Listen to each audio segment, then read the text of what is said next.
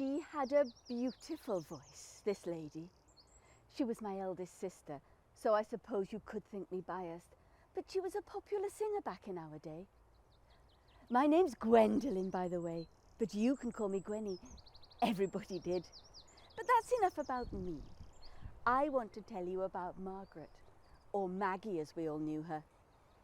She was born Margaret Jones in 1863 near Llanelli, and by the age of 10 she was singing locally. Benefit concerts were held so she could hire a singing coach. And then, when she was 17, she went to the Royal Academy of Music in London to train. I was only 5 at the time, but I can remember how proud of her we all were. Not just the family, but all our neighbours and friends. You're probably wondering where the Morewood comes from.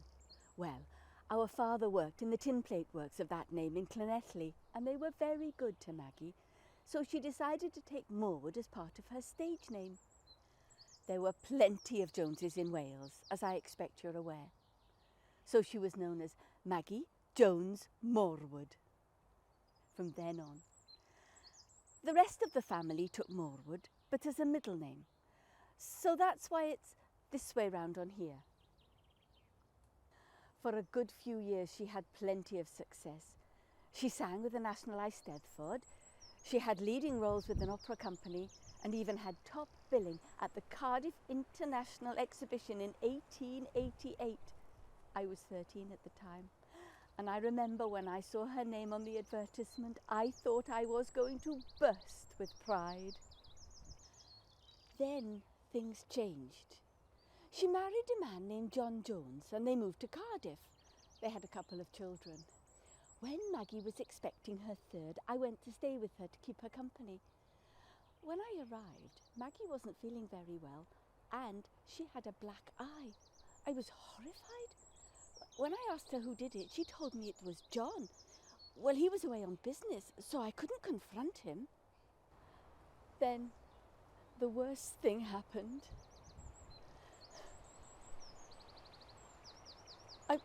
I'm sorry. I haven't spoken about this for such a long time. Maggie went into labour a couple of months early, and the baby was stillborn. 2 days later, Maggie died.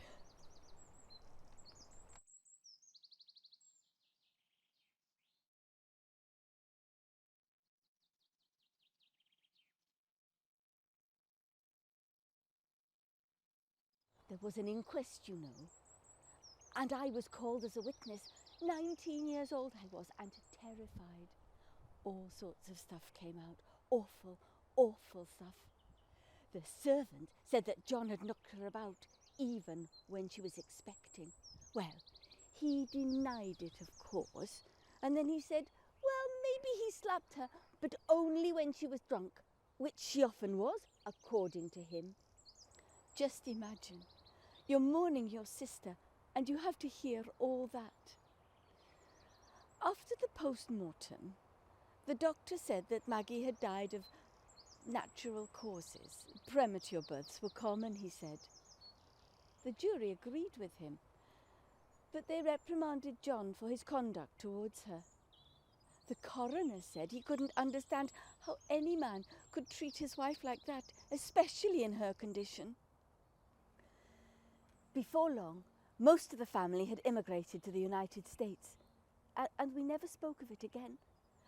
Not that we wanted to forget Maggie, perish the thought, but we wanted a new start.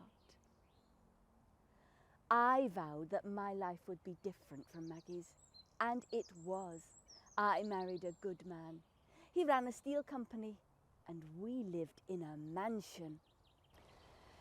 Sometimes, though, I wonder what Maggie would have made of the States. Who knows? Perhaps she might have made it big over there, as she did here, in Wales.